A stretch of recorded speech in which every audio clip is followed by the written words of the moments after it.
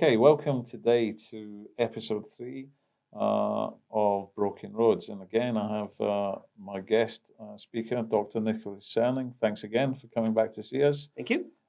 Today, we're going to discuss your paper. I think it's called Psychodynamic Nonsense. So tell us generally what inspired the paper. It's one of those things that's been in the back of my head for a long time, whether to write a book about this, whether to write an article.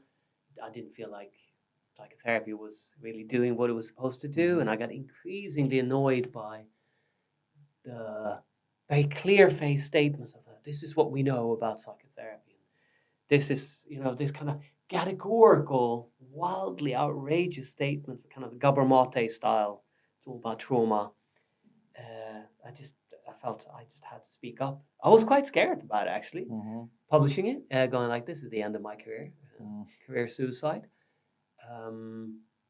It turns out it wasn't. Yeah, so it was irritation, honesty. It was also something about feeling inauthentic as a therapist. You come to me as a client and you've read all the things, right, about what therapy is, where I can make you thin, where I can sort out your childhood trauma, where awareness is curative, and all those things, right? And if I don't believe that, and I don't say that to you, I'm kind of lying by omission, because it's a given that you think that's what you're getting. So I wanted to come out and go, no, you know what? My chats maybe sometimes are quite wise and useful. I'm just a dude who just has some experience from the world, and I'm happy to talk to you. And usually it is useful, but any of those theories that you believe that I'm using, I'm no. Yeah, that's pretty much it. Yeah. So you talked about being a bit anxious about putting it out there. How has it been received? So what kind of responses that you're aware of have you had? Yeah, so I think, I don't know what if it is the most commented on article at Eon, but it might be. It's definitely up there. Very Marmite. So the Lacanians don't like it. So Lacanians are a subspecies of psychoanalysts that are even more convoluted. They even use maths and stuff to kind of weird equations that mathematicians have looked at and laughed at. They don't like it because I'm kind of outing them and I'm not really realizing the depth at which they work. But that could be true, of course. Or it is absolute nonsense. It's been remarkably positive, both from clients wanting to have just a solid, intelligent, wise discussion that are tired of the woo-woo, supervisees from all over the world going, yeah, can we please have a chat about doing this in a more straight fashion? The commentary has been, remember we mentioned in the last podcast, the Mott and Bailey, the kind of where you have, we don't have to go through it again, but a lot of people have come back and gone, oh, so you believe everything is just genes then? It's like, no, not so. Oh, you believe therapy is just prostitution? It's like, no, I don't. It has aspects that are similar, but no, it's different. Trust me, it is. Yeah. So just kind of like leading on from there, you raise a really good point. I suppose it's a point that eventually, when I was reading your paper, I kind of got to. I said, well, what are you proposing, and what is your model that you're proposing? Because you are, being a critic of something means that you support something, right? So what is it that you're supporting? Is there a way that we could understand that? Yeah. So I am this is the most boring article ever from a global perspective. I'm just saying what everyone else is saying. That people. So you're giving them a voice.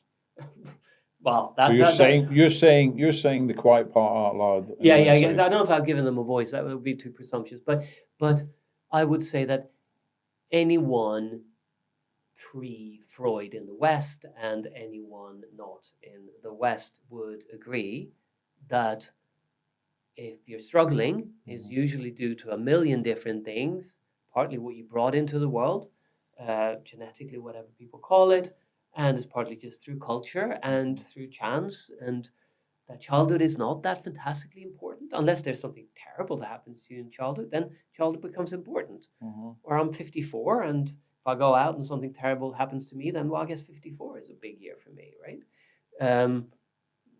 Fingers crossed it doesn't. So it's just saying that. It's also saying that if you're struggling in life, in Nigeria, Sweden, or Venezuela, you perhaps should have a chat with someone that's thought a lot about life, that has some tricks about how to change your motivations and can kind of understand you. It's sometimes nice to air things. Preferably if you can do that with your wife, that would be great. Or your husband. Or your husband, Yeah. in your case, a wife.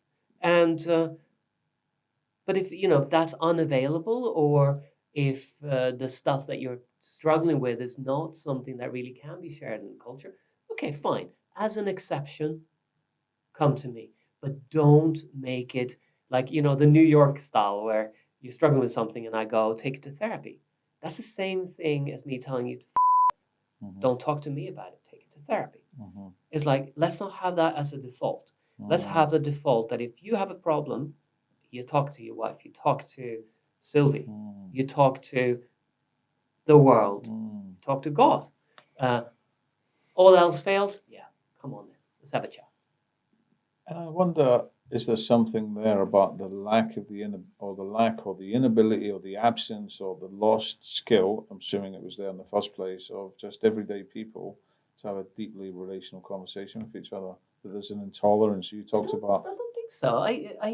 I think that your regular, I'm Swedish by birth, so your regular Swedish farmhand in the 1700s was probably not the most erudite, thoughtful analyst of people's thoughts, but he had a culture that he lived in, a culture where he knew that if he did do his work right and he didn't shag the neighbor's wife, he will go to heaven. He had a story, right? And it worked. So he didn't need to be deep. I think that in the West today, and I do think that there are many other traditional societies today that have that story. But in the West today, there are so many ways to be Colin. You can be a heroin addict. You can be a Catholic. And we managed to take both those boxes, which is pretty impressive. And everything in between, right? And what do you want to be? Do you want to maybe be CEO of the world, or maybe you want to you have many questions about your life, and then you may need to talk to someone, and maybe I am then that someone that you talk to if culture cannot afford you, take you in. So I think it's more of a cultural diversity problem than people can't talk.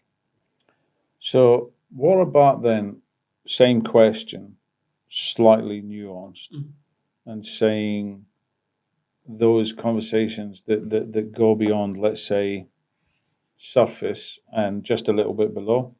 So somebody wants to talk about difficult experiences, shameful experiences, painful experiences, is the same, the go to therapy response, the F off as you put it, go to therapy, symbolic that people don't have the capacity to hear, to be present for people. We have a culture that cannot encompass the fact that people sometimes color outside the boxes, right? I really don't know. I really don't know. I would like to have a society where we have more clarity about how to live, yet also a broader acceptance of those that don't live like that. So these are generally functional ways to have a good society. This is what every other culture except the West does.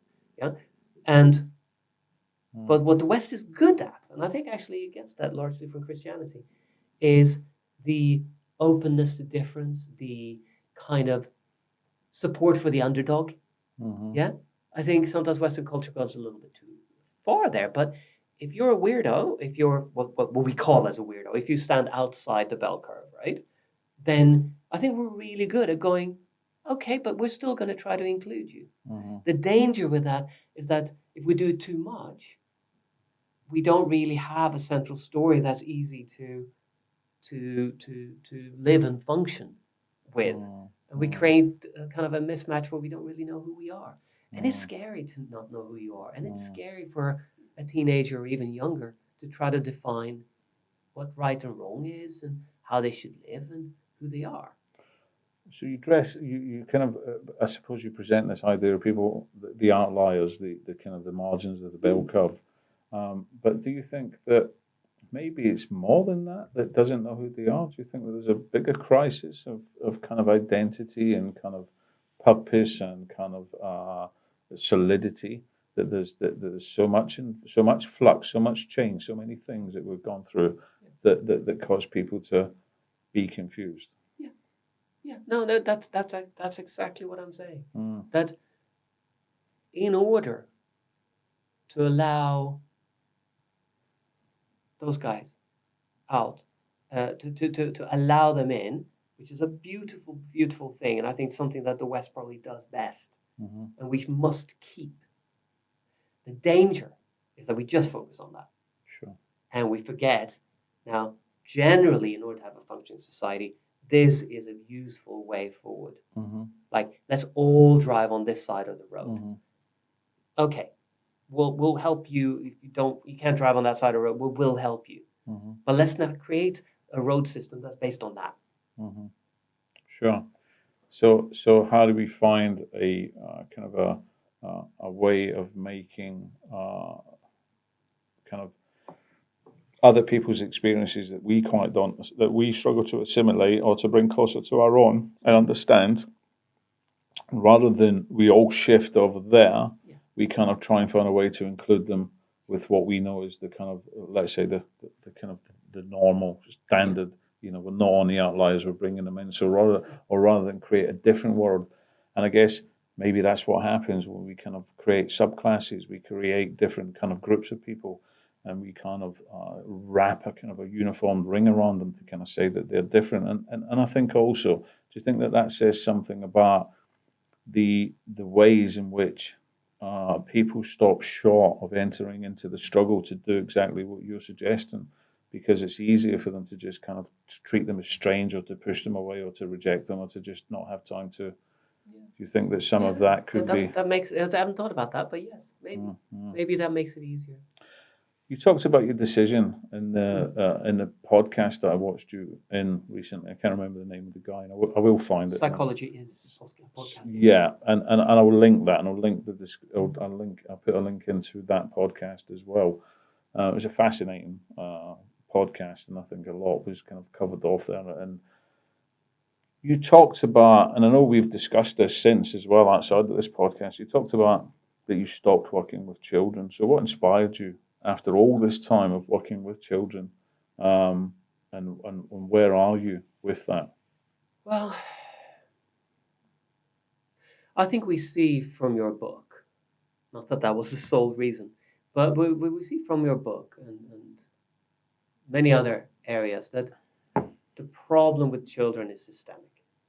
Yeah, it's not we can't just take little Colin, give him some CBT, and he'll crack on and be a happy little boy.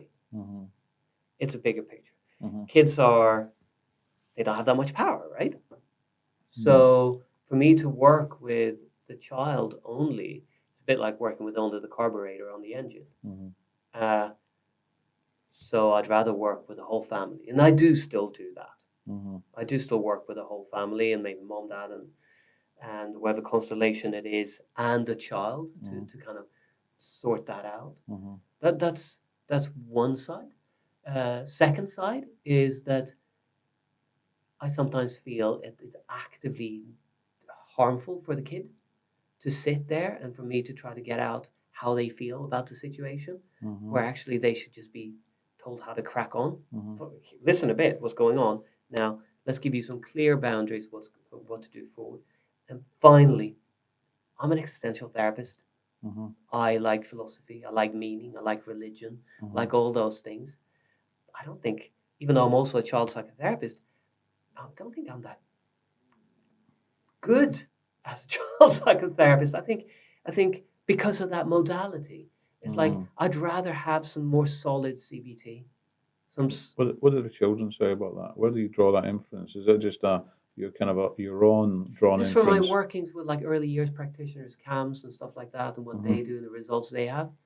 Like, I am really good at philosophically questioning 15-year-olds and 18-year-olds and what's the meaning of life. That love it, bread and butter. I can't go to school because I'm too scared. That's not that. I'm sorry, but that's the asking why is not the way forward. The asking how you feel is not the way forward. The gently going, I get it, you can't go to school. Tomorrow, we're just going to walk around the block. Day after tomorrow, we're going to walk 2 blocks. And by the end of the week, you'll be walking to school. You know, clarity, loving, gentle clarity. I think those boundaries are needed for kids. They are. This is what we spoke about in the last session, the last podcast, this idea that children, you know, if you want to sell something to a British person, you might have the daughter explaining to the mother in the ad, Mom, have you realized that TikTok is a really cool thing, or iPhones are very good? And the mom goes, oh, thank you, daughter.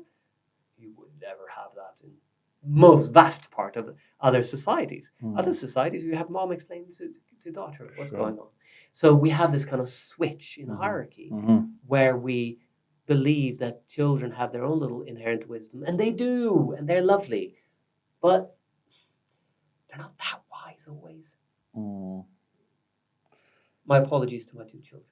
No, I was just kind of thinking, because you spoke about you were measuring yourself about the responses that other therapists might have gotten, and again, is that an assumed response? I mean, because again, we there's a huge debate about how we measure effectiveness, how we measure outcomes. I mean, they're largely arbitrary, right? It's like, you know, I can tell you whether I benefited from my experiences of therapy probably 10 or 15 years after I've had it, right? Not immediately after I've had it. You know, I can kind of then make a resolute kind of assessment and an assimilation of my experiences and go, that was a value.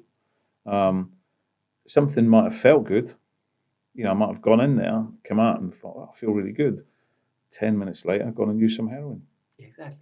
So we know exactly the immediate feeling effect is not, and this is something I think we'll talk more about, that feelings are not necessarily fantastic, high-level approximation of reality. Me feeling that we're having a podcast and you actually hate me might be more my own nervousness or something like that. I don't think you do. No. So yeah, feelings are sometimes useful, sometimes a bit dangerous. There was something else I was going to say about therapy. And yes, and all therapies are largely similarly useful and similarly dangerous. About 10% are either through like opportunity costs, etc., actually negative.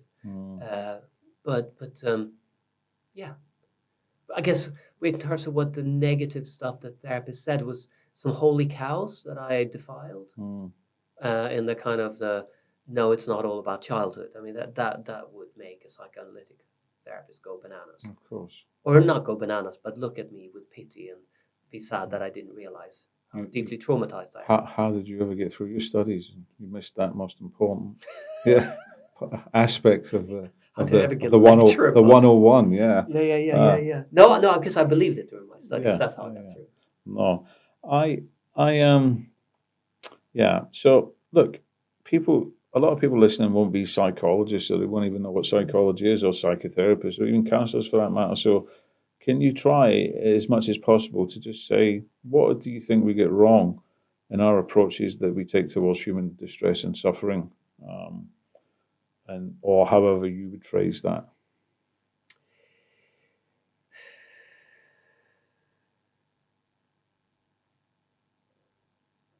We assume that the root is in childhood. So the genesis and the anthropology of the pain and the confusion and the distress that is experienced, even if the secondary layers of trauma or distress, was rooted in a historical start point. That's number one. Number two, we assume, and this one I find the most hilarious one, it's not that much discussed in psychotherapy, is that by you realizing what it was, that would sort it out. Mm-hmm. World War One was started by some person getting assassinated in Sarajevo. Now we know that. It still happened. Of course. So that kind of awareness is curative is a big problem. Third, we spoke last session, just a very quick recap, or go for have a cup of tea if you've already heard this, is do we see the humans as trees that grow up like this, from this to that, childhood, this is the effect, or do we see them as brambles, which is a totally insane mess? Mm-hmm. And I think the problem is we see it as trees.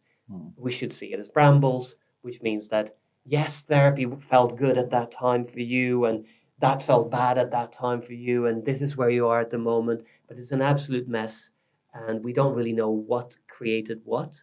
Everything affects everything, but what we can do is to go, right now, you are the result of all these things. You're sitting opposite me, and you want to have a better relationship with your wife.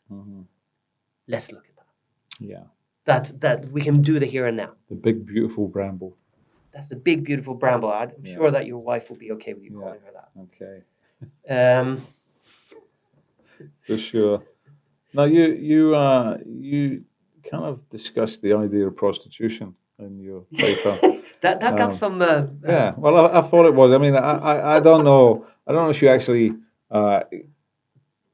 I think that you were being tongue in cheek. I think you were being deliberately provocative for just a little bit, or at least the transactional nature of this in correlation to like what you observe in therapy culture. At least, the people going and paying for love, they're paying for a service. Even if because you could argue it's not even love that people are receiving as, time. And yeah, exactly. Well, it is kind of love. Because you come to me and you tell me about your innermost things, and I really hold that. It's pretty damn close to love.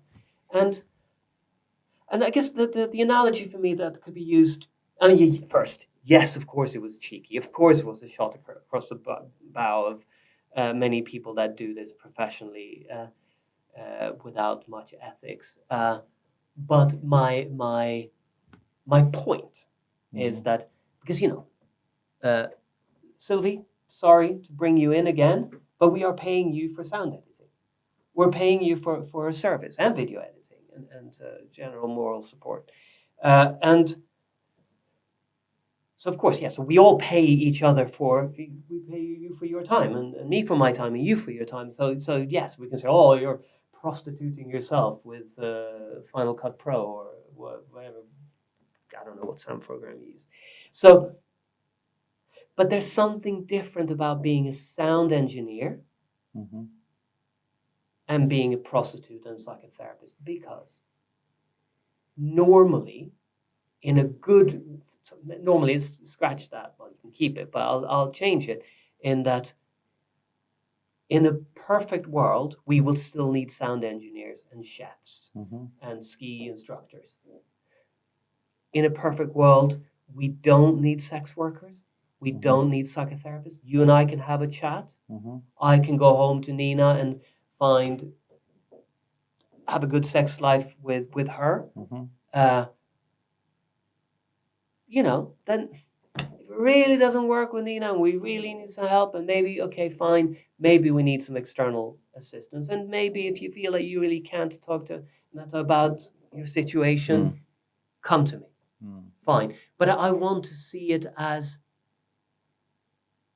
the last resort, not the first resort, the New York take it to therapy thing.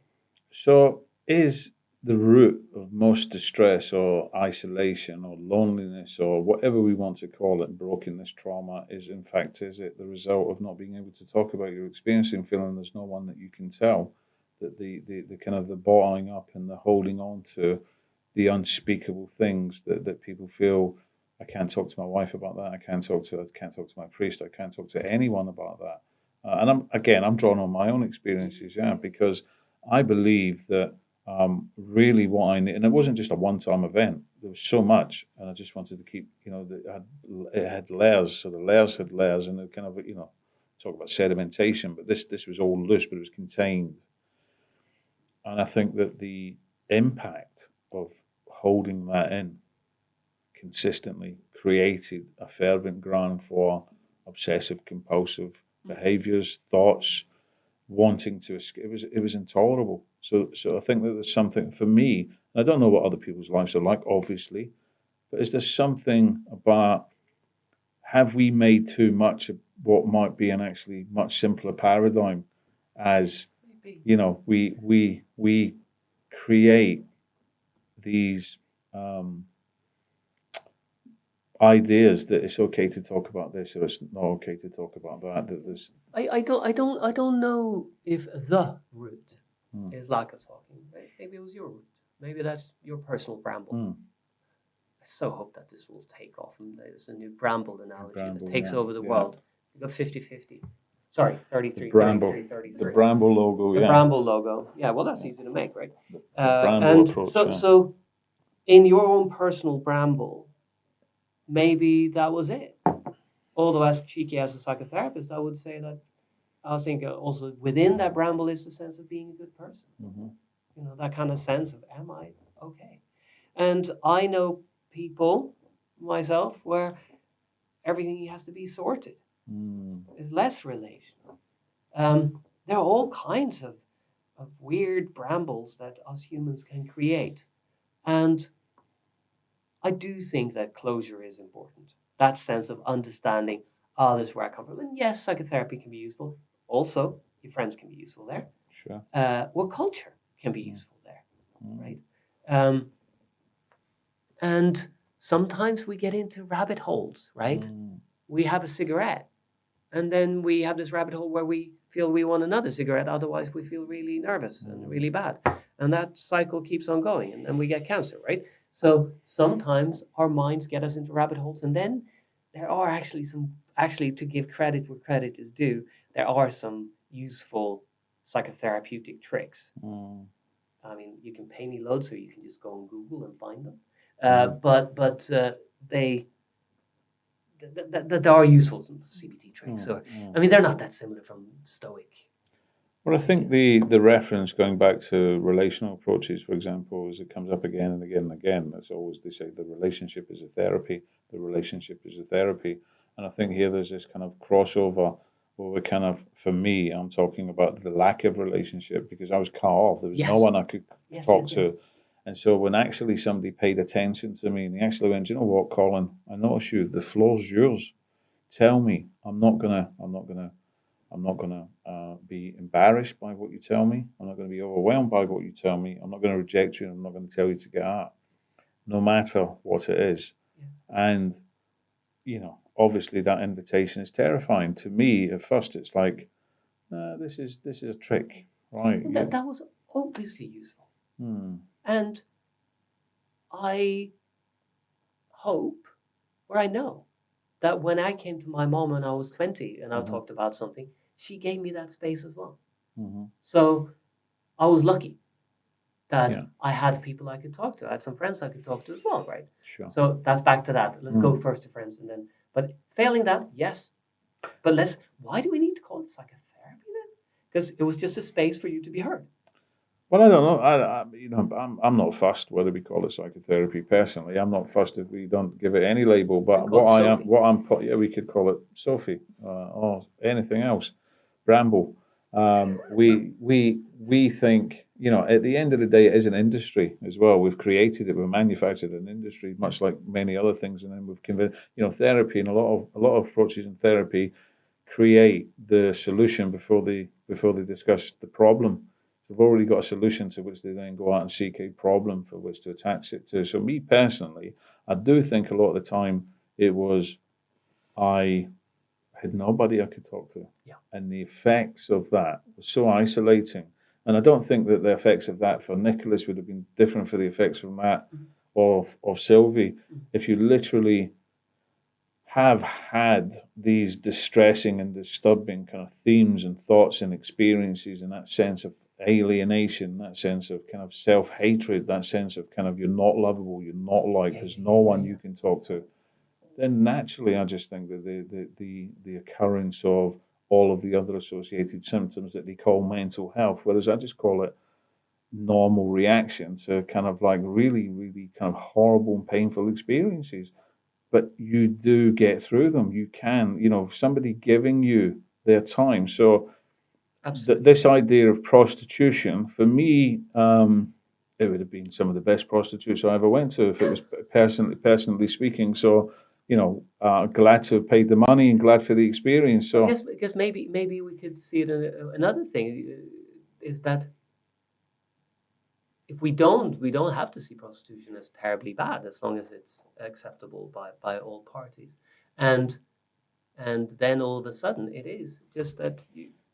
But that's a huge. Oh, we found a different word for prostitution, and we don't call it prostitution. Oh, brambles. Yeah, brambles. But you got like, so what when you wrote this, and again was being a little bit insightful. What do you think What do you think somebody listening to as a client who kind of struggled to pay for the therapy might hear in that message? Well, first, I hope that didn't hurt anyone too much. A little bit of hurt is a learning moment, right? That's back to optimal zone of functioning. So I do hope that perhaps it gave some clients pause and went, can I find this elsewhere? Do I need to see a psychotherapist? Can I? And notice, if I can talk to my mom about this, it's not just that I don't have to go to a therapist. I'm building a relationship with my mom. She knows more about me. I might know more about her. We might create a vibrant family, a vibrant community that is where all of a sudden, instead of Sylvie going to her therapist and me going to my therapist, you going to your therapist, we talk together, we build something, right? So hopefully that could get some of them to end therapy and talk to your mates. For those that really, for them that, like, if that was you hearing that at that difficult time in your life, I hope you take it, that you could see it was a bit cheeky and maybe laugh at me. I mean, look, I really like the nuanced point. I kind of like to dig into that a little bit more about, so maybe there's a beautiful benefit to this thing we call therapy, whatever it might be. And there's also this severe risk. So it's about the kind of the way, what are we bringing? So as a therapist, what are we bringing?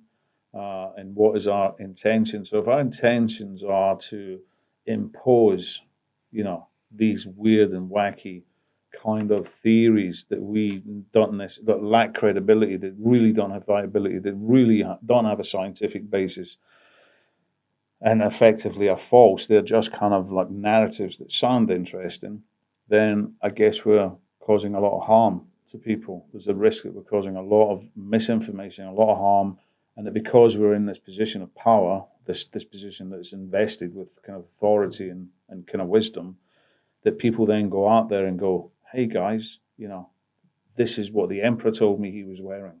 This is what we should all be wearing. And therefore it's misinformation. Whereas in the other way, so I was thinking about my own my relationships with my children. I talk deeply with my children. I have really strong connections with my children. And I can see the culture. I can see it in their face because they're like, oh, Dad, none of, people don't talk to us about this stuff. They don't really kind of go there. And I'm not doing it to make them uncomfortable. I'm kind of doing it because I love them. I'm doing it because I'm like, look, it's okay. I know the world is different. I know you go out there and you kind of dress up and you put your whatever persona on and out you go into the world. And so you should. I'm just saying to you, I want a genuine relationship with you. We can just talk about this stuff rather than pretend it doesn't happen, rather than pretend we're not really feeling or experiencing these things, that they're okay, that whole range, that whole kind of facade of different experiences. Yeah. That's how to do it. And it creates strength. If the three of us all go to our therapist, we have three little narcissistic universes where we don't have to make accommodations for each other. I talk to my therapist. He gives me unconditional regard. You talk to yours, you talk to yours. We're all comfortable. But, I mean, that is, oh my God, okay, I'm going to be even ruder and you have to cut it out later. That's a bit masturbatory. Mm-hmm. That's a bit like, I'll just have sex with myself over here and you do that Sure. over there. Instead of having to deal with the grittiness of But the other. there's the correlation in Christianity, because obviously we would call masturbation a sin. We call it sinful, and again, it's because of that. You're turning in on yourself. You're disordering the something that is meant to be poured out for the other. I'm going to let you write that article. Yeah. I've got enough flack. Yeah. No. I'm just. I can point people to many articles and many people who talk about that stuff far better than me. I mean, it comes from the theology of the body, and there's a lot of people in a lot of places that I will be introducing. No, I mean the to. article saying, but then my next article will go, psychotherapy is not just prostitution; it's also masturbation. It's also masturbation. Have a great day. Yeah, have a great day, and it's 100 and whatever quid. Thank you. So you discussed the nuance in cultures. Now, given you have a much broader than most, I would say most psychotherapists, and that's not all of them. Many are well-traveled, but not all are. And you're well-traveled, you're well kind of enculturated, and you've always had that, as you discussed in the last podcast, that kind of deep curiosity about other cultures, and you've really kind of drilled into that. So what is the nuance that you're kind of trying to talk about here when you're saying the way in which different cultures understand suffering and trauma and inverted commas trauma, or the persistent and apparent lack thereof of adversity? So kind of their responses in terms of what we might see as adversarial or something that we kind of label as trauma, but they might not see that. They might not see it in that way. Yeah. So the idea of trauma is the idea of bad stuff exists in other cultures. Mm-hmm. The idea of there's trauma and then there's bad stuff. Mm-hmm. That's quite unique to us. That there's a special category that has a special kind of effect on the kind of toxic brains and stuff like that, right? For Western culture up until, say, maybe only 30 years ago, it's just like terrible events, and they're really terrible events, and super terrible events, and a bit terrible events, and it's all a bit terrible. And as long as you don't break, you get stronger. Back to that analogy of lifting with a bicep, trying to lift a glass, trying to lift the table. So that is one difference they have. We already spoken about that. The extreme focus on childhood is a very Western. It's always childhood. Yeah, it's always childhood. The problems always stem from childhood. They exactly, or at least 90% of them, they stem from childhood. Also, that children should be listened to and they should guide the conversation, which is a very new thing, where we kind of, instead of owning our responsibility as parents. 54 years old, I've been around a little bit. I can probably have a better idea on what to do rather than my 7-year-old, right? So I shouldn't put it on them to own the wisdom of a society. So yeah, there are many things that can go on. So you think that the response to the culture in the West that seems to have been immersed in pathological language, it's kind of bathed in it and leaked out of psychiatry, psychology, sociology, and psychotherapy, etc. So tell us a little bit. So I think it's your religion's fault, actually. I think. Thank you. I think that resentment is a result of a bad reading of Christianity. So the way that Nietzsche understood Christianity, which is definitely not the way that you understand Christianity, at least to my understanding, or the way I understand Christianity, but there is an understanding of Christianity where blessed are the meek, where the weak shall come first, and it's harder for a camel to get into whatever rich people, needle's eye and all that stuff, right? And you can go too far in there. You can do only the New Testament, forget about the Old Testament, forget about duty, forget about hardship, and you can go that, you're a victim. And it's good to be a victim. And the one that's the biggest victim is the one that's most likely to get into heaven. And then we get victim Olympics. Sure. So I do think that this kind of pathology and taking away a responsibility and agency is a unique Western concept.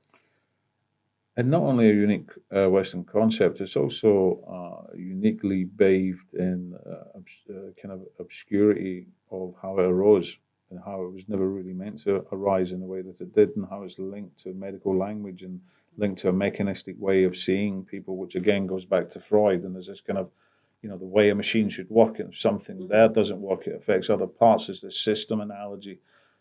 And there's not a lot of evidence base or even science in the DSM or the ICD-10. I guess that's Enlightenment plus Christianity. Yeah. To have that, and if we argue that Marxism stems from kind of the humanism of Christianity, then we got that side as well. So, do you think that it's also a reaction to those who oversimplify or even manipulate these ideas, the terms, the terminology, the concepts to mean something that they didn't originally mean in the disciplines that they arose from? So do you think there's just been a matter of that there was an original good intention that suddenly or somehow become distorted? So you and I have spoken a little bit about concept creep, and Freud came up with these ideas, right, in Victorian Vienna, where people were, so stuck up.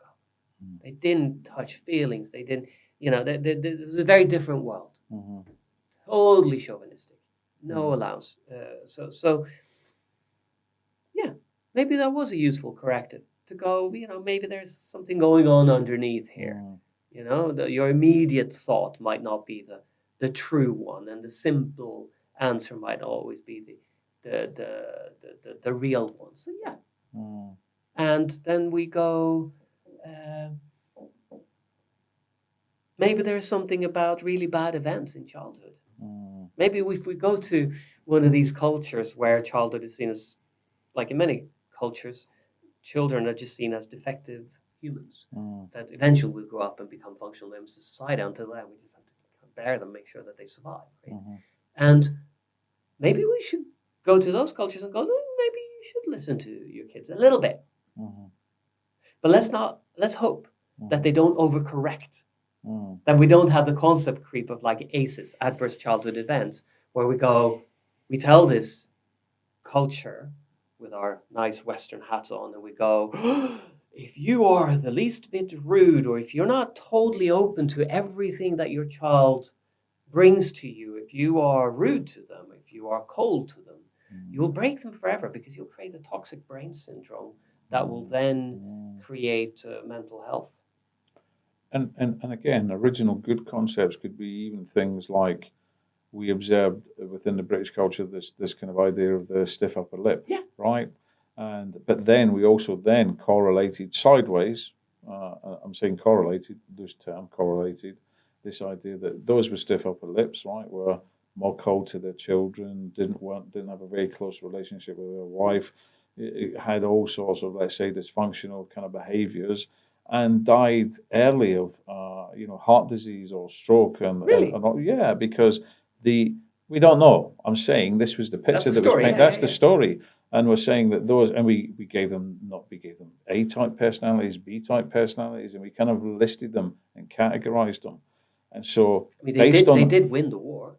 They did win the war, and they did a lot of other things like kind of get on with the daily duties that need to be taken care of. Because if we're immersed in this kind of victimhood, this kind of victim and trauma Olympics, it's like, who's going to feed the kids? Who's going to put the lights on? Who's going to build the houses? Who's going to get out and do the work? And they were pragmatics. They were pragmatists. And yeah, like you say, maybe a little bit of kind of like loosen up just a tad, a tad. And not only when you're drunk. Yeah. Not only when you're drunk, or sleeping with your mistress or whatever it might be, whatever else you got up to.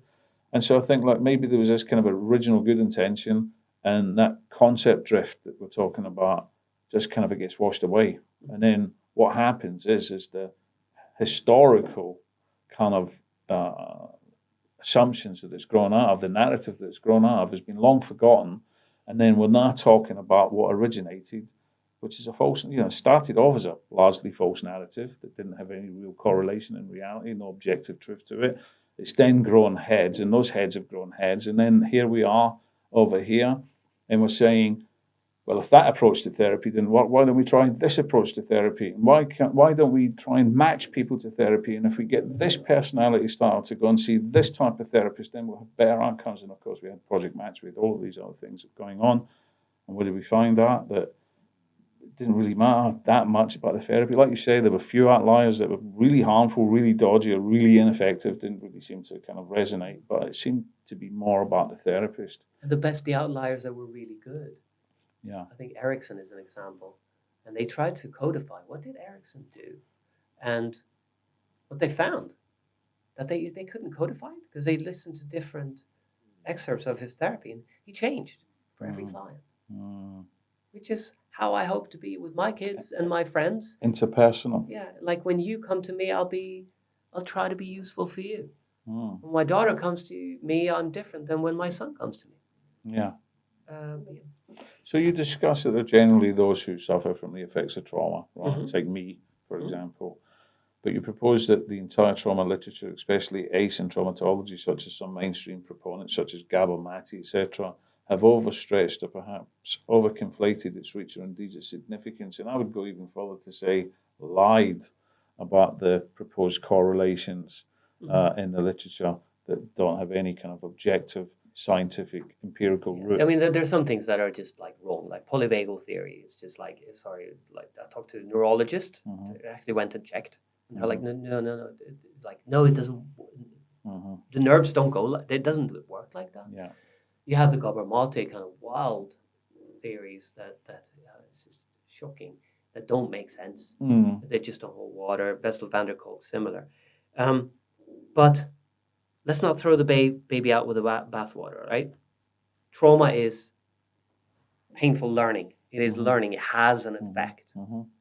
All suffering has an effect. All so does learning a martial art. Yeah, it's everything. Or receiving a flower, having a glass of water. It's all learning, right? For me, the key is that if you do grow up in Sparta and you learn how to be a Spartan, or you grow up in an FOB, forward operating base in Helmand, as an infantry, and you learn how to live in that forward operating base, that's really useful, that you're ready for the enemy. I don't know what the Spartans did like that. But of course, if you bring that back to Civvy Street in Birmingham, we got a problem, right?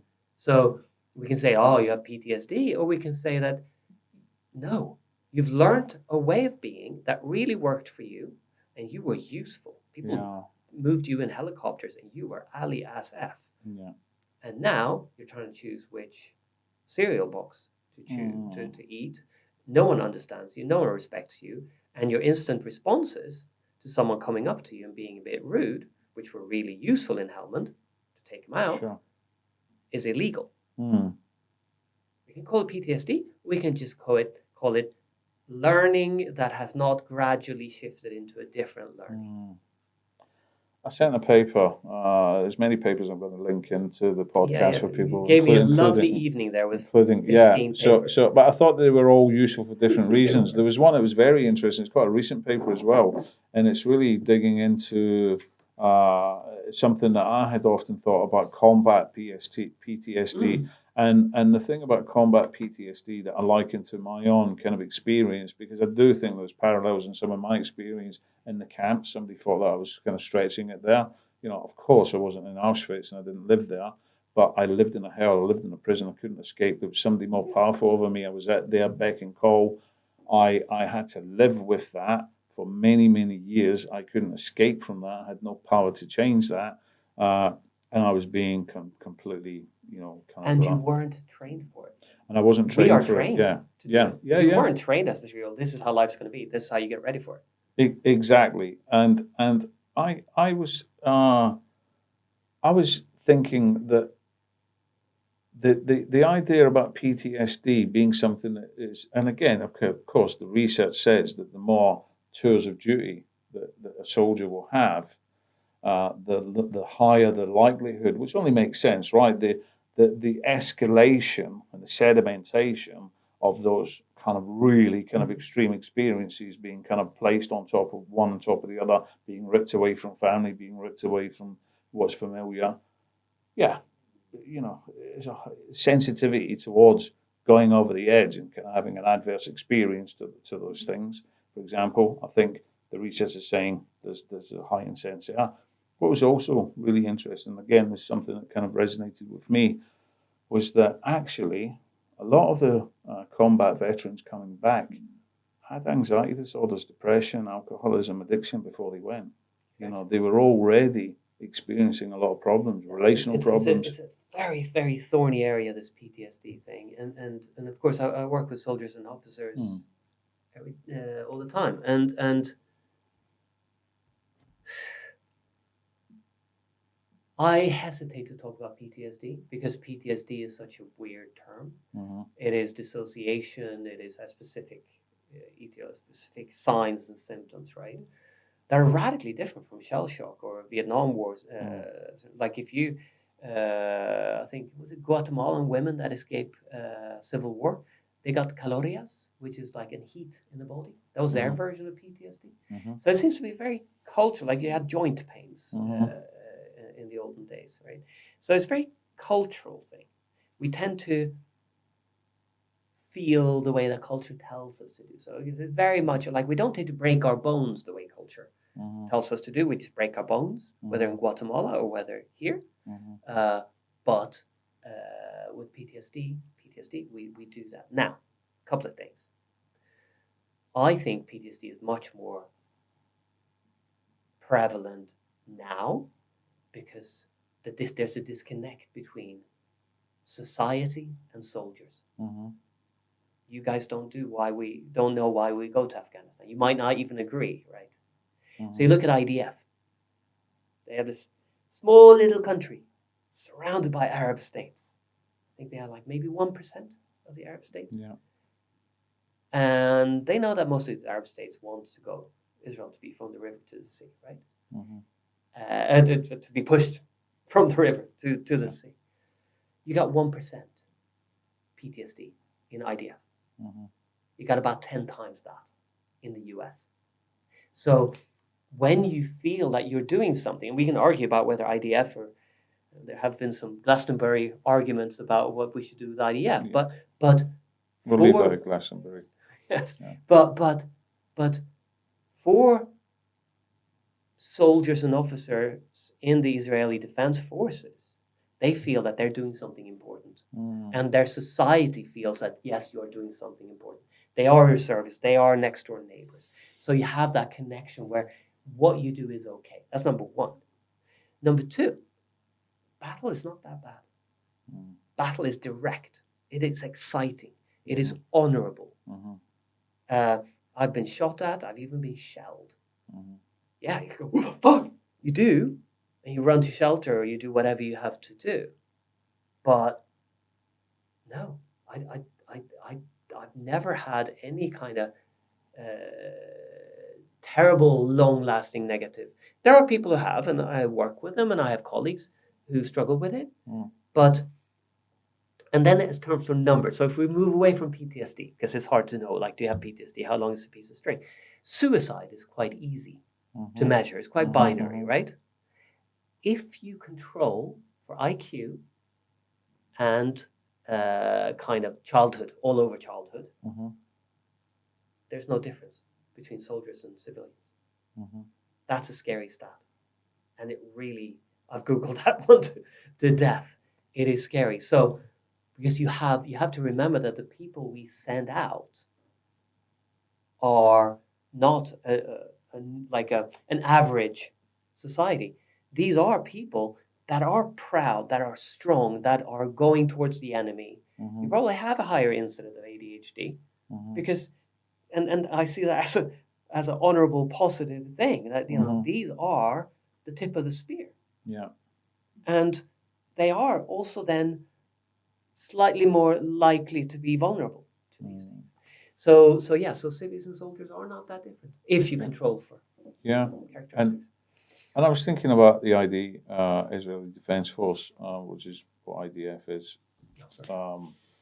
And when you go to Jerusalem and you go there and you see everybody, you see the young kids at McDonald's and they're kind of eating, they've got their guns, they've got their semi-automatics, they've got their handguns or whatever.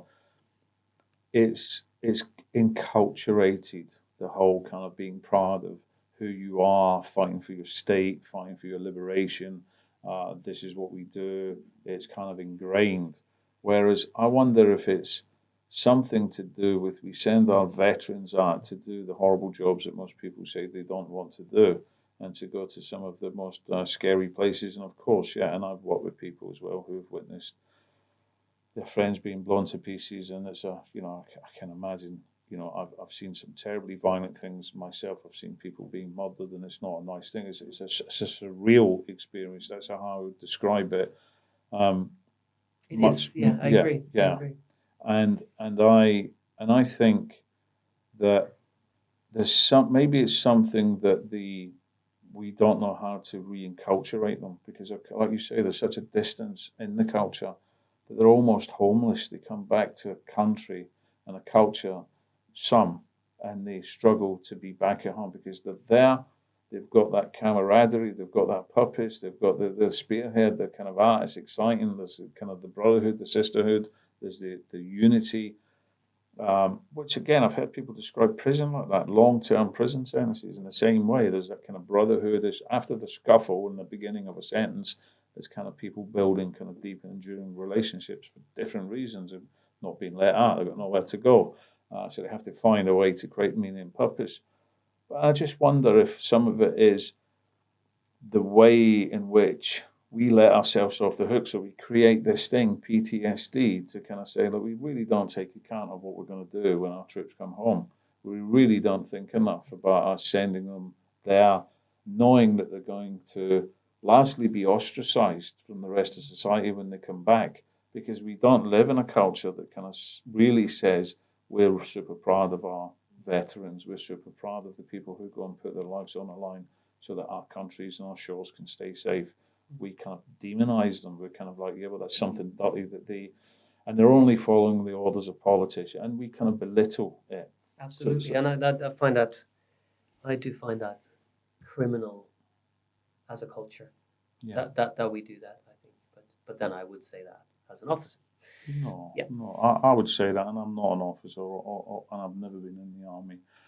So, in that respect, then, should all adversity be seen as something to be afraid of, or even extreme adversity? I think we should all sit in kitchens with bicycle helmets on, eating organic food. Fair enough. Never lift anything. Yeah. We could do that, or, and I'm just messing with you, we can be the fire that wants the wind, not the candle that gets blown out by it. Mm-hmm. Remember that? I think I showed you a slide the other Yeah. day. I think adversity is crucial. Without adversity, no growth. Without adversity, no. I mean, what is life without it? So what are the consequences for Western culture of not having adversity? So if we continue, the end, the implosion of Western culture. I agree. So strong. Sorry, this is very gendered, but strong men create good societies. Mm-hmm. Good societies create weak men. Mm-hmm. Weak men create bad societies. Mm-hmm. Bad societies create strong men. Mm-hmm. And we're in that cycle. We have a fantastically good society materially. Mm-hmm. Culturally, we don't have no idea where we are, but materially, we have a very good society, Mm-hmm. and we have become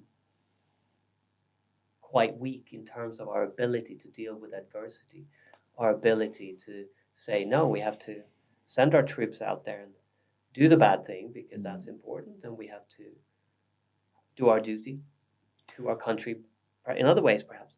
I think yes to adversity, but yeah, let's not try. If we effeminized our men, have we kind of kind of enculturated them into this idea of being that they're toxic, this idea of toxic masculinity? Because I talk about this a lot. I have these conversations quite a lot, and I read a lot about it. About it's terms. I'm not saying it's a respectful term, but it's a description called simps. for kind of Never heard basically it. men that are walkovers, they're pushovers, they just lie down, they want to be a modern man, and so they kind I of don't know if we've feminized more what we've done. It we've taken away the masculinity, right? So,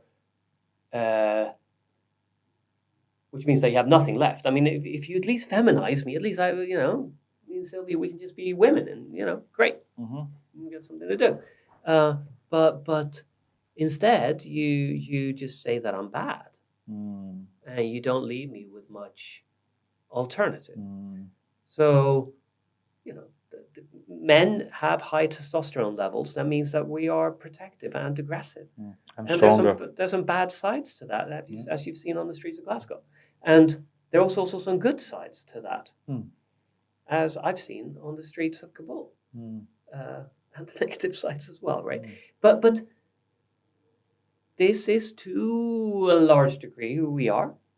We can hone it, but to call it toxic is to deny reality. Yeah, I think there's this kind of.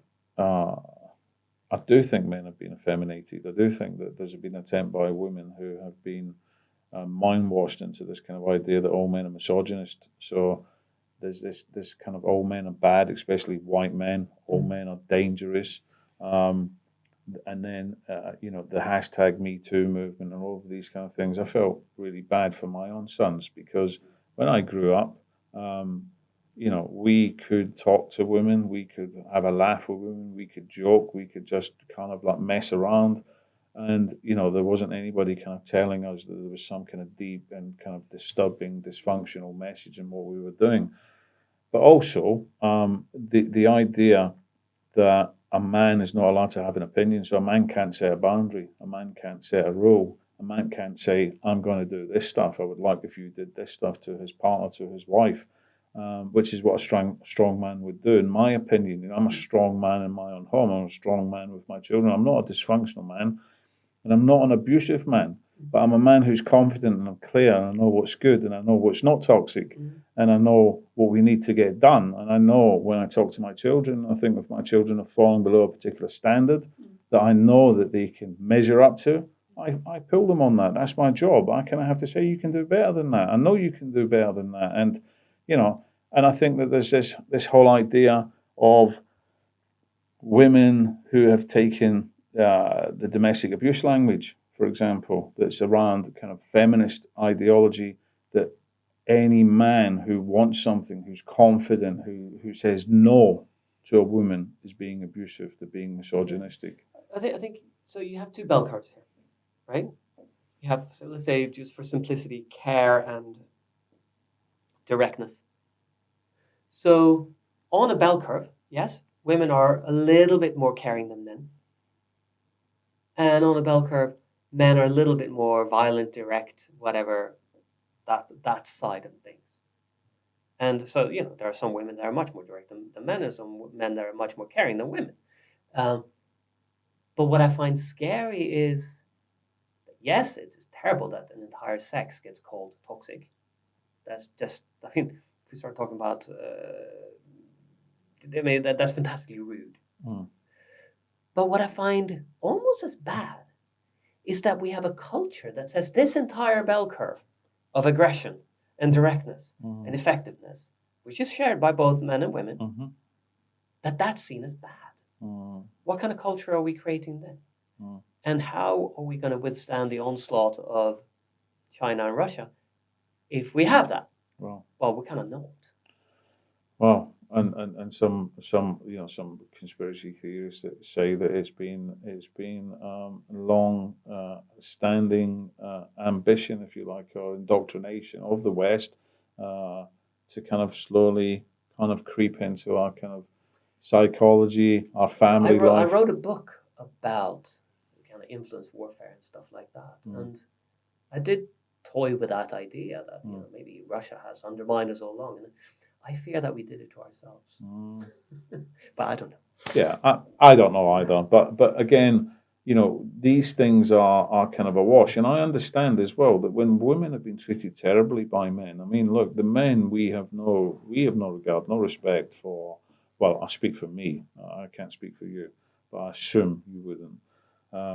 who beat their children, who rape their wives, who steal the money from the house, who drink, who act irresponsibly, who cheat, who are just basically kind of fairly vile counterfeits of what they should be, right? And I think because people have had that, because women, you know, our sisters have had that experience, it's made them all like that. And I think if I took the same mindset, not methodology, sorry, from my experience of being abused by a man, and I kind of said all men are the same. Of course, I know that not all men are the same, and I also know the difference between a strong man and their strength and what they bring and their qualities. But I think that women have bought into this idea that men are unsafe, that men can't control themselves, that men have no ability to exert influence over their own biology. I hear what you're saying. I think you can see that in the media. I don't think that if you drive down to Gloucester or over to Wales or whatever, go into some random village and ask 10 random women about that, I don't think they have that view. I think that I think they know, just like we know, we us men know that not all women are terrible, and I think they know that not all men are terrible. So yes, there's a story, but I find some solace in believing that the vast majority. So you're saying everyday folk don't buy into that narrative? Maybe I'm being naive, but I hope they don't. Well, let's stop them from. Well. Here's my take. I think maybe you might be right. I think I'd give you that one largely. I kind of take a little bit of it back by saying the media, the social media, the main narrative is very powerful. You know, the whole domination of the kind of the critique around male and female. So we're being pumped by this, and Which maybe takes us back to the victim culture, right? We're going like, who's the dream of this tree model, where it happens over there and we are just the effect over here, is that it's not your fault. It's not your fault. You're a victim, to paraphrase Prodigy. And if it is toxic masculinity, we could almost say that you're a victim even if you have it, right? So it makes life quite simple if we just put labels on it. Sure. And I understand the misconceptions, the lies, the deception, the kind of the need to sell or get clicks and all the rest of it. But there's very real consequences, a bit like cancel culture.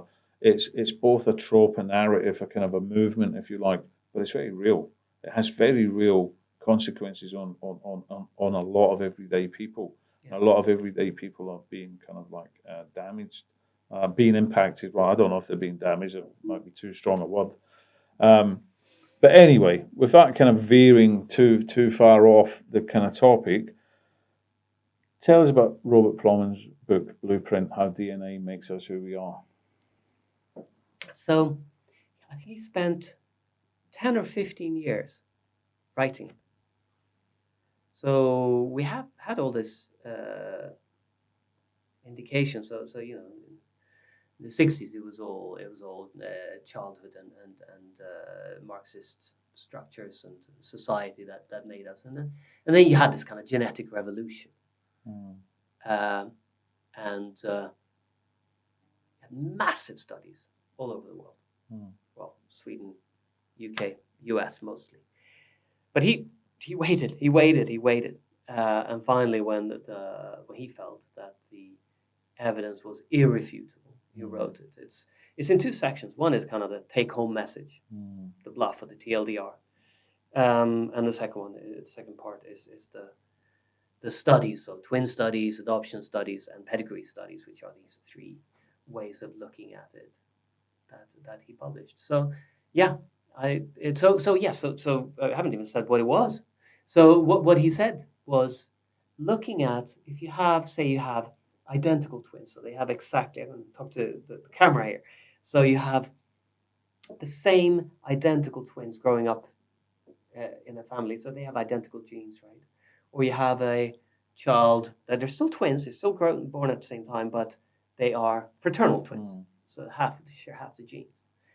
And you see the difference between them. And if you can calculate that on tens of thousands, 100,000s of kids, and you also include the people that are adopted out, like identical twins, where one's raised in Sweden, one's raised here, you start to get differences. And these differences are not in terms of like, do they wear blue shirts or not, right? That's back to the bramble idea. But is difference in based on what is the bramble made of? Like, how high is the IQ? What are their big five scores? So big five is like your personality, neuroticity, openness, conscientiousness, extraversion, and agreeability. So it highlighted that, and it's been, as far as I know, pretty much standard understanding that 50%, and this is not only personality and IQ, but also like kidney function. About 50% of it is genetic, the variation.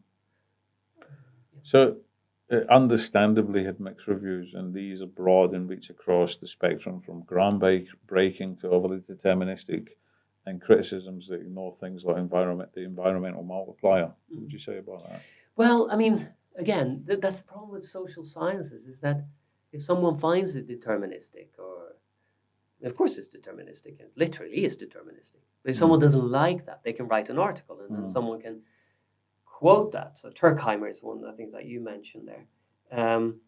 So he actually agreed with much of it, but some things that he agreed with. And then people can go, oh, but in the study he critiques it. And of course, social studies, you can critique anything. But I mean, there's one critique. Should we go into the genetics a little bit? Okay. So we look at these twins, right? And we just know, okay, 50%. We know that. But then we try to go, well, what are the genes that then build up these 50%, right? You and I are twins. You grew up in Glasgow. I grew up in Stockholm. What is the reason for you being a little bit smarter than I am? And then we start looking at genes. And that is hard. I think they sometimes got up to 14% of, so 50% is got up to 14%, and they checked and they got a little bit down and up and down. And so basically, they haven't been able to find the genes that code for this difference, right? But the same thing is true for kidney function.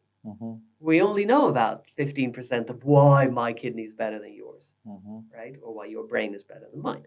So I would say that those critiques are, I wouldn't agree with them. I would say that, 50%, that's pretty, it depends. So if you do twin studies is one thing. If you do pedigree studies, you take me, my sister, my cousin, my third cousin and stuff. You go, okay, so you can go, okay, so that person is 20% different genetically. That person is 80% different genetically. What are their IQ scores and stuff like that? Then you go up to close to 60% sometimes of like the genes have it. The key, one thing just to go a little bit further, the key that Plomin and then Rich Harris highlight is that the interesting bit, and what I write about in my article, even though many people argued with me about the genetics, is I don't care about the genetics, not that much. What I care about is that okay, listen now, 50% of your IQ, you person sitting there on the other side of the YouTube screen, that's your genetics, right? That means 50% is left. And we would normally think that that's parenting, right? That's the standard story. It's not. Somewhere between 0 and 10%. With some exceptions, like your childhood was highly determining. But, well, we don't know. But I think that it's safe to assume that. But largely, we don't know what the rest is. Yeah, we don't have a control for me, unfortunately, do we? No, I mean, luckily, we don't have another you. Yeah, we don't. Both because of what you went through. We don't have a control that was me that went through it. They didn't go through what I went through. Yeah, exactly. That grew up in Shropshire. Yeah. But so you're saying that the complexity and the semantics and corollaries of the term environment, you'd say only represent about 10%, and the rest 50% genes, and is that query is 40%? Yeah. So the critiques that they've had, I mean, some of them are quite valid. You go, well, twins are not treated the same as normal siblings, right? I think you even mentioned that. Yeah. But then you have the other fact that sometimes parents have fraternal twins that look like twins, like identical twins, because they're so similar. So they treat them like identical twins, and they only find out much later at the genetic test when they're adults that actually, oh no, we weren't identical twins. But the results for people like that is like fraternal twins. So that kind of highlights that there is no real effect in terms of whether you treat your identical twins differently from your fraternal twins. Yeah. So, getting back to the thrust of the paper, Yes. I believe that you were emphasising the overuse and the proposed arrogance we tend to hold, that anything that has been born from a Western origin is dominantly superior and applicable across different cultures. That what we deem to see as good or relevant for us is thus so for all. Can you tell me a bit more about that? I was a bit cheeky there. So I realized that the people that read this paper are probably quite politically right on and politically correct and eat organic vegan food. And that kind of cluster of people, which actually I'm sometimes one of, we don't like being called racist. We don't like being called Western supremacist. So if I could highlight to the psychotherapeutic community that is all about hearing diverse voices, is that they're being very chauvinist and Western chauvinist about it by insisting their crackpot Gabor-Mate theories that no one else in the cultures that we should respect would ever dream of believing, or maybe they should stop it. Yeah. I don't know if it worked. Now, you cite different critics such as Abigail Shrier, the New York Times best-selling author of Bad Therapy, Why the Kids Aren't Growing Up, 2024, and Irreversible Damage, Teenage Girls and the Transgender Craze. Now, there have been many books that have been vehemently criticised therapy, as such. What was it about this critique that resonated so deeply with you? Well, most of the critiques, of course, I haven't read all of them, but they do two things. Either they throw the baby out with the bathwater. I don't think Shrier does that. I mean, she throws a bit of baby out, but it's mostly about bathwater. So either like therapy's all bad and we should just stop it and man up. And I think that's kind of missing the point. Or they replace one bad idea with another bad idea. So you go, oh, psychodynamic is all very bad and stuff. So let's be Marxist instead. That kind of social constructionist Frankfurt School idea. So they're just another bad idea instead, right? So death to psychoanalysis, long live the king of insert whatever random modality here, transactional analysis. So I think that it's down to earth, it's solid, and it looks at the cultural. And I think that's the key here.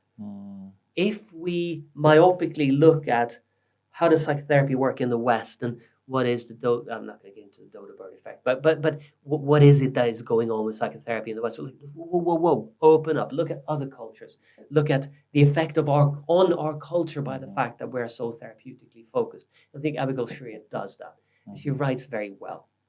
She doesn't do many references. She should do that better. But I mean, she's a popular author. I mean, maybe it's yours and mine. She thinks the weight of her own opinion carries enough credibility. Sometimes that could be that. Maybe that is a fair argument. But maybe it's the task of people like you and I that are some kind of experts in the field to then fill in the blanks. Okay. So if there were 3 or 4 things that you would want the world to know for our professions, in inverted comma, in its allied sense, to take note of, what would they be? Oh, I like these numbered things. So I've done that. The second podcast, it was when we both came out as loving George Michael, right? So these are not as hilarious, sadly. So create a better culture. Culture. Take responsibility. It starts with you. So the way in which we create a better shared culture is to take personal responsibility. It's personal responsibility. It's collective responsibility of making sure that I make sure that you're okay. Political responsibility to make sure that we have a functioning country. National, international, global responsibility. But there's a second one then. Live deliberately. Like really make a choice. Yeah. I'm 54 and I know when you were born, but you're not much younger. And so we're told, Yeah. do it right here, right now. Like we don't have forever. We don't have to. So live deliberately, create a better culture. For psychotherapists, Mm-hmm. do what's right. Don't do what feels right. Yeah. The ontology of affect is a curse. Mm-hmm. The idea that because you feel it Mm-hmm. is why you should do it. Facts don't care about feelings. They don't. Yeah. And a number of times I talk to students. I used to work at UE. I actually left UE in anger Mm-hmm. because it was so intellectually, ideologically captured. Mm-hmm. But I'm still with NSBC. I think they still have a good philosophical, and Emmy van Dersen is amazing. Mm-hmm. But the amount of times I've heard therapists and psychologists saying, I chose this modality because it speaks to me. Mm-hmm. I hope that my knee surgeon has not chosen his modality because it spoke to him. Mm. I hope he used nice guidelines. Yeah. I hope he did some research. He went to school and trained Yeah. properly. Well, I mean, they are going to school, but they're just learning notes. Under other good surgeons, yeah. Yeah. And I think I have a fourth. Yeah. So democracy, relative freedom, and generalized prosperity. That we have. We have democracy. Mm-hmm. We have freedom. It's not perfect. Generalized prosperity. Yes, you Mhm. grew up as if it was a third world country. Yeah. But it was as if, and you were, Mhm. unfortunately, but you were the anomaly, right? Yeah. So communism isn't the answer. No, I didn't say that, but Yeah. but no, it isn't. But this what we have is rare and new and Mhm. fragile. Mhm. It's weird. Yeah. We think it's because it's always been like this. It's not going to be like this forever. Mm-hmm. You might not like it, but dictatorship and oppression is normal. Mm-hmm. So don't throw away this coat because you're not sure about the color. Mm-hmm. You get cold. Okay. Those are the four. Perfect. Okay. So what would you change about the way that psychotherapists, counselors, psychologists, doctors, social workers, child protection officers or workers, sexual violence and abuse professionals, even perhaps the criminal justice system and policy shapers are trained and apply the work that they do? Be evidence-based. Mhm. Work to change. This is the same as the last one. Work to change the systems and culture. But you say evidence-based. That's a really overused word. Oh, Just yes, because it is. somebody wrote something That's not in a evidence. journal somewhere, or they wrote something on a site, or they put something in a book. Let's be clear, that's not that's evidence that it exists somewhere. Let me add another spin word then. Yeah. Be critical thinking. Be critical. So Yeah. both critical thinking and evidence-based have been totally misappropriated. Mm-hmm. Evidence-based is not a man in a pub or a social scientist writing a paper because he or she believes in it. Mm-hmm. Evidence-based is randomized controlled trials, science. Critical thinking is the ability to see which of those two piles it is, Mm-hmm. see the implications, not just go, it has been shown that Glaswegians have better eyesight than Swedes, n equals 2. Mm. Sorry, don't count. Yeah. No SD value too high, right? So proper evidence-based, proper critical thinking, not the Marxist one. Mm-hmm. Work to change systems and culture. And finally, which I've already said, make DSM-5TR the last DSM. Should we rip it up? I mean, you don't have to rip it out. I mean, you just burn it. Okay. Why? Yeah. Firewood. Barbecue. Barbecue. Yeah. So what have I missed, or what have I perhaps categorically misunderstood in my reading or my understanding of what you've written in your paper or what you're trying to say? Ultimately, what I want to, you haven't missed it, but I want to reiterate it. At the core of it, we want people to not live in a resentment culture. Mm-hmm. We want people to have together a good society, a good life. Mm-hmm. Psychotherapeutic culture is often counter to that. Mm-hmm. Not always. So our main effort should be having a good culture. And for the times that people stumble and that their social environment cannot hold that, then we should have some really kick-ass psychotherapists or psychologists or counselors. There's no difference. We just charge differently. And then they should be available there to catch them. Absolutely. But don't make it the norm. Okay. Looking back at the paper, is there any positions that you take in it that you would reconsider? I think I was too categorical about the ACE studies, and I think that's what precipitated my bramble analogy. Because just like it's silly for someone to say that 6 aces, 3 is a magic number, but 6 happy aces, bad aces, then you get X amount like that. That's lose 20 years off your life. That exactly. That's just silly. But I must admit, maybe it's equally silly. No, you cannot say admit and then go maybe to caveat it. That's cowardly. I must admit that to say that aces don't matter is probably being as much of a fundamentalist as those fundamentalists. So let's just stick with the brambles. And, So in terms of aces, the way I guess I would look at it, just to throw my 2 pence into it, is it's if they're not engaged with. So it's not that they happen, it's not that they might not be distressing, it's not that they might not cause pain or whatever we might want to call it. It's that if we're leaving people behind, so in my case, and again, I'm talking about extreme here. I believe I'm on the extreme end of the spectrum, right? If a spectrum exists. But it's when we leave all of those things unattended to. All I needed was somewhere safe, someone who could listen to me. And the most effective therapy for me were people weren't trying to feed me clever theories or clever tricks or clever ideas. They were just going, And there are many ways of attending to it. So when child soldiers in Uganda from the Lord's Resistance Army come back, caveat, I believe it was there. It could be in the Congo, DRC. Anyway, a traditional African, to make it so I don't get in trouble with the references, to reintegrate child soldiers. You have a ceremony. That's 48 hours. They've done some stuff. I know when you go through a checkpoint, you never worry about the adult checkpointers. It's the kids that are the scary ones, right? So, back in my previous life. So, I don't believe that all ACEs need to be dealt with. I don't believe that they need to be dealt with in a specific way. But if you feel that due to a million different things, including your ACEs, including your social class, including the schooling, including the drugs, including being cold in the chapel, all that you feel fundamentally outside of society, let's engage with that. First as a community, first as a culture, maybe if that doesn't work, as a psychotherapist.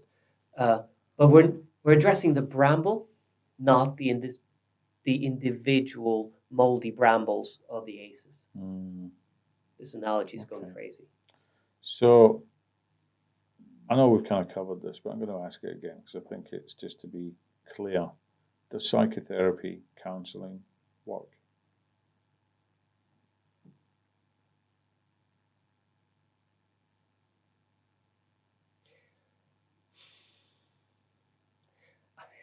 If done right, without the nonsense, yes. The reason I'm still in this job, why I still love it, why I'm still enthusiastic about it, why I'm looking forward to seeing my clients, not tomorrow because it's Army Day, but day after tomorrow is private practice day. So I'm really curious, and it does work. But Lord, save me from thy followers. Yeah. Okay. So how would you recommend anyone looking for a therapist find one? What should they be looking for? Don't go for the ones that say that they can fix you. Be critical. If it don't feel right, it ain't right. Yeah. So even if they say that, oh no, you need to stay with me and do the proper ending and do all the things, like, if it don't feel right, it ain't right. Go for someone that's lived a little, probably a little bit older, or at least look on their website and see that they've done something else Mm-hmm. except being a psychotherapist. Mm-hmm. Yeah. Registers of membership bodies to avoid or to lean into, or would you not go as far as that?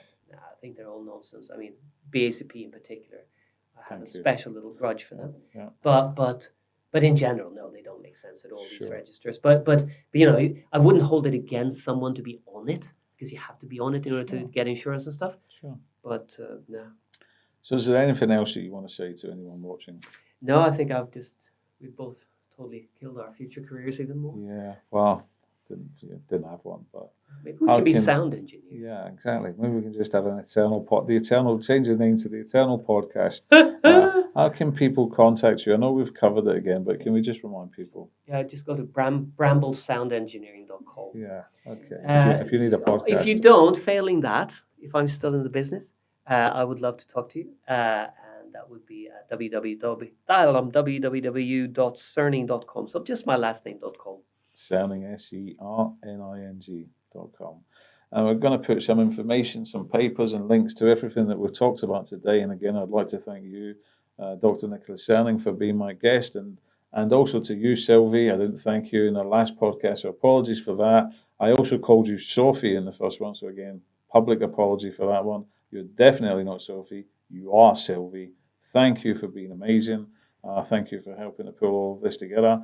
And I look forward to seeing you all next time.